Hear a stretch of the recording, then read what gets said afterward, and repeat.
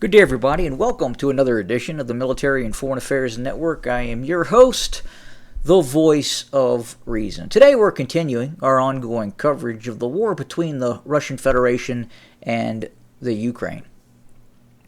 Well, as of a few days ago, I believe it was actually July 10th, Secretary of State Antony Blinken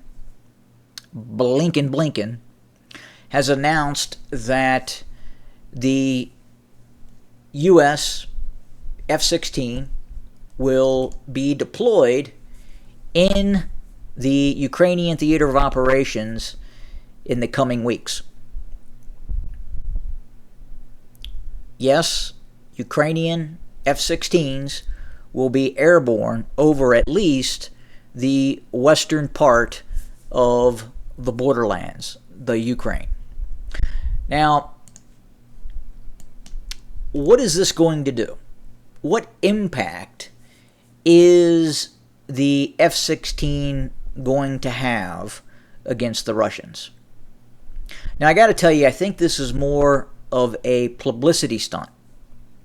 Something that is designed to garner the attention of the mainstream media in the West. And what I think is happening is we are seeing the preparation for possible F-16 operations against the Crimean Peninsula.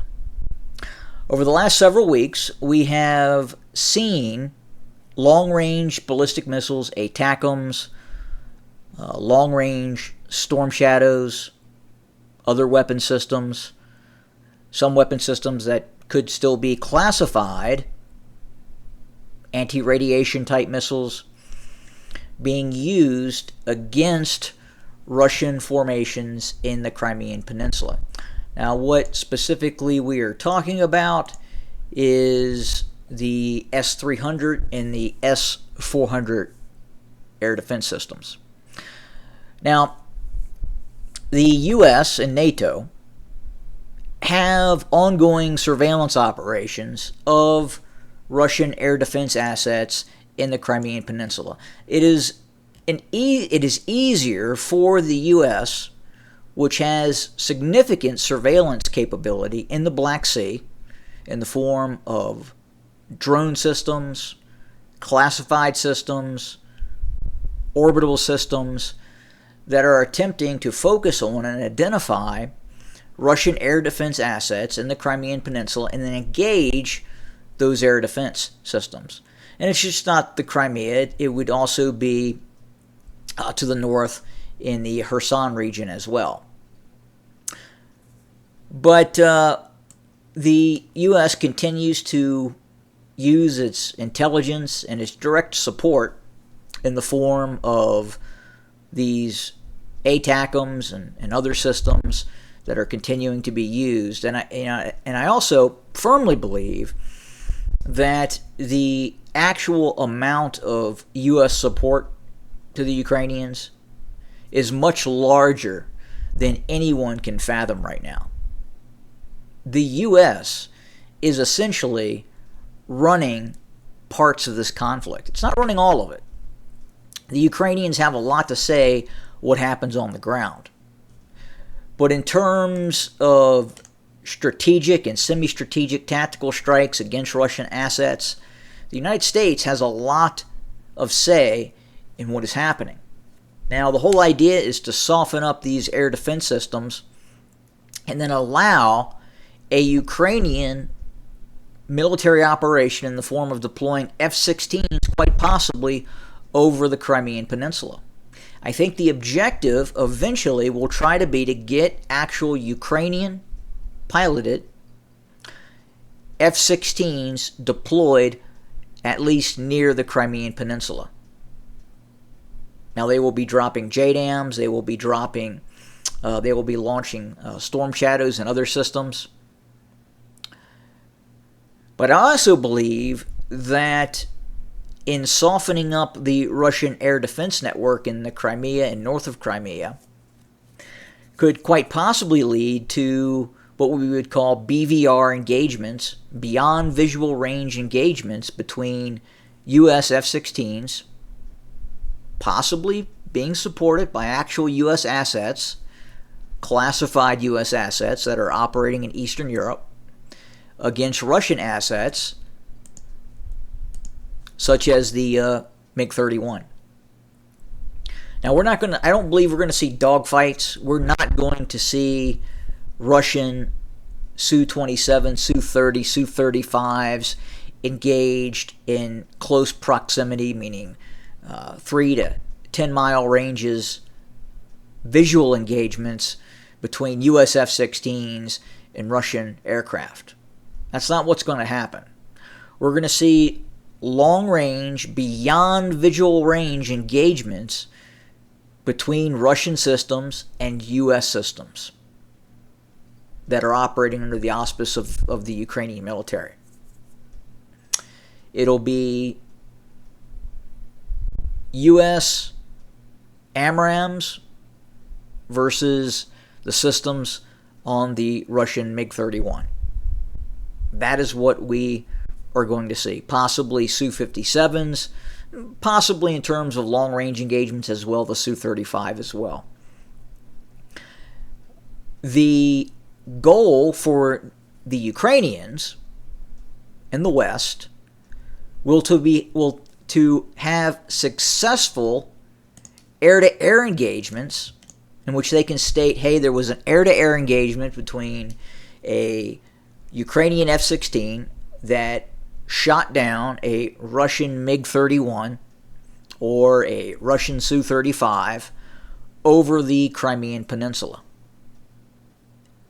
But before that happens, they really have to continue to soften up the air defense network that exists in both the Crimean Peninsula and Kherson. It is still a very robust air defense network. As soon as these Ukrainian F-16s get close to the Dnieper River, they are at risk of being shot down by Russian long-range air defense systems. The Ukrainian aircraft still have to maintain very low altitudes to prevent being shot down by these long-range Russian systems.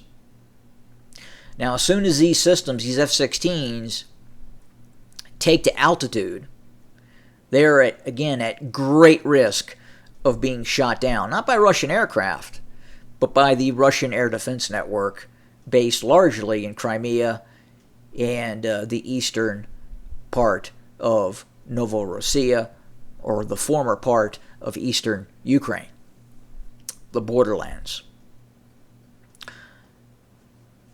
Now, what else is happening in this conflict that is very important and worth, I think, a conversation? The Russians, right now, are learning vast amounts of intel in regards to how to operate against Western forces. They are gaining a higher degree of understanding of how to engage and spoof precision-guided weapon systems. And look, this is not only the Russians. There are Chinese, North Korean, and Iranian military personnel on the ground in eastern Ukraine, western Russia, gaining an understanding of how these systems operate. There has been completely intact systems such as the Brimstone, as you can see here to the right and left, that have been captured by Russian forces. The Brimstone, aka the cheat code missile, an incredibly effective system, especially against medium-range ground targets. Both these systems are launched from the ground and from possibly air assets as well. Again, I still believe it is very much possible that low observable Western systems are helping the Ukrainians actively in this conflict. Weapon systems that are not open source. are actively being used in this conflict. And we're going to learn about this eventually. We're going to find out exactly what was used, how it was used, when it was used, and we're going to gain a much better understanding of just how much the United States is actually involved in this conflict. The Russians, the Chinese now possess very much intact copies of the Storm Shadow cruise missile as well. We're already starting to see Russian cruise missiles that are much more effective than what they were at the start of the conflict. They're flying much lower with greater precision. And the Ukrainians right now are having very much a difficult time in interdicting some of these weapon systems. I would say in and around Kiev, the Ukrainians are doing a better job in terms of interdicting Russian missile systems. Not completely. Weapons are getting through. Precision-guided Russian cruise missiles are getting through, and they're hitting Ukrainian targets.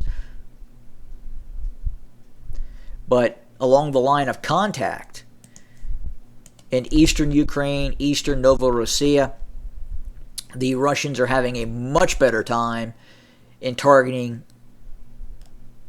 Ukrainian forces, Ukrainian command posts, Ukrainian supply depots within a 50-kilometer range from the line of contact, and that is causing great losses upon Ukrainian forces. But right now, again, it does look like the West is preparing the Crimean battle space for a possible deployment of U.S.-made F-16s, piloted possibly by Ukrainian personnel, and other weapon systems as well to engage Russian forces in the Crimean Peninsula. Again, the goal is going to be to try to engage Russian aircraft with BVR systems. The Ukrainians want to claim a shoot-down of some high-end Russian aircraft in air-to-air engagements. That is their goal as we approach late summer. It's also going to be the goal of these F-16s to launch PGMs, precision-guided munitions, against Russian targets in the Crimean Peninsula as well. The Ukrainians have been successful. They've hit targets in the Crimea, and they'll continue to do so. But when these F-16s arrive, possibly taking off from eastern Poland, eastern Romania, their goal eventually is going to be to try to engage Russian aircraft. That is going to be a pivotal media moment for the West. Now, is it going to work? How many F-16s are going to get shot down?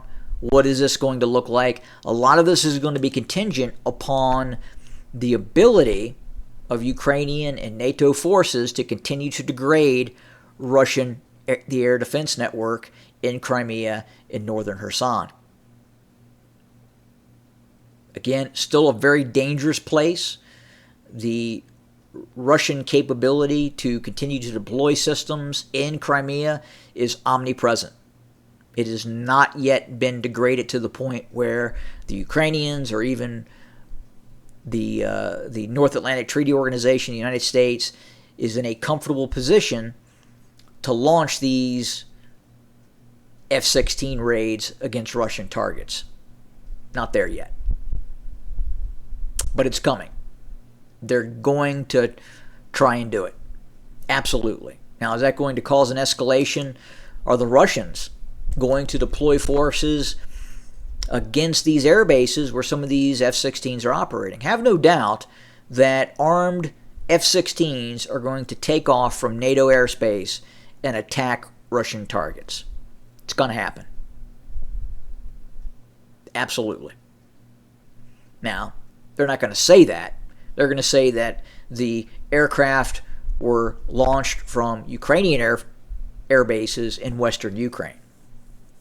But right now, it does look like that a capability is being put in place to actually launch these F-16s in strikes against Russian targets from NATO countries. And again, as I close out here, you have to understand and you have to be aware that U.S. assistance to the Ukrainians is much higher than what anyone really understands at this point. The U.S. is, as is the United Kingdom and France, an active participant in this war. And that's what's concerning lots of folks, is the war is going to expand. That's it for today. More to come very soon. As always, thank you for joining us. Have a good day.